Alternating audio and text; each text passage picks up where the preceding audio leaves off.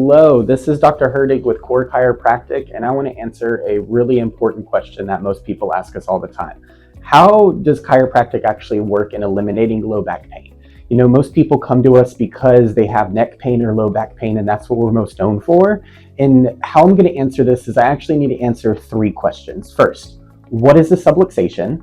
Second, how does it affect pain and function in the body? And then third, how are the subluxations corrected? Okay, so first, what is a subluxation, right? Our entire body is controlled from the brain through the spinal cord to the rest of the body. It controls organ function, muscle contraction, really all of our senses. Our entire perception of life is controlled through the perception of our brain. So if we take a look at a model of the spine, right, we have bones, spaces between the bones are the discs, and then the nerves that exit from the side. So if through an accumulation of traumas or accidents that we've been in, the spine will shift and it'll move. So if it's rotated, if there's tilt, or if there's compression, that puts pressure on that nerve. Not only is that going to cause a pain signal to shoot up to the brain to say that there's a problem, but it's also going to affect function everywhere that that nerve goes. So that's how it's having a problem. That's how it's affecting pain and function throughout the body.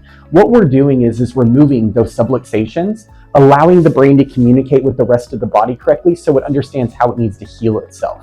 So right here we have Eduardo, and he is going to be our patient today and how we actually correct these subluxations. Okay, so the first thing that we always do is we're going after X-ray analysis. I've adjusted Eduardo many times so I know kind of where his position is, but I'm always going to palpate as well. So whenever we look here into the low back, I can tell there's some rotation to the right. Also, his pelvis to that right is shifted.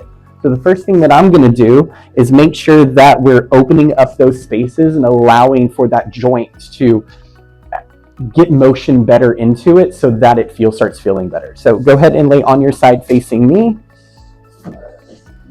Perfect. We're going to do this first. I'm going to keep the right leg straight, bend here. All right. So you can really see what I'm doing here. Now, because I said everything's rotated to the right, what I'm going to do is I'm going to set my hand on the other side. Just relax. You'll probably hear some of this. Really good.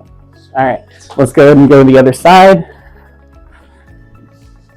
Now with that, what this is doing is opening up the mobility of that joint.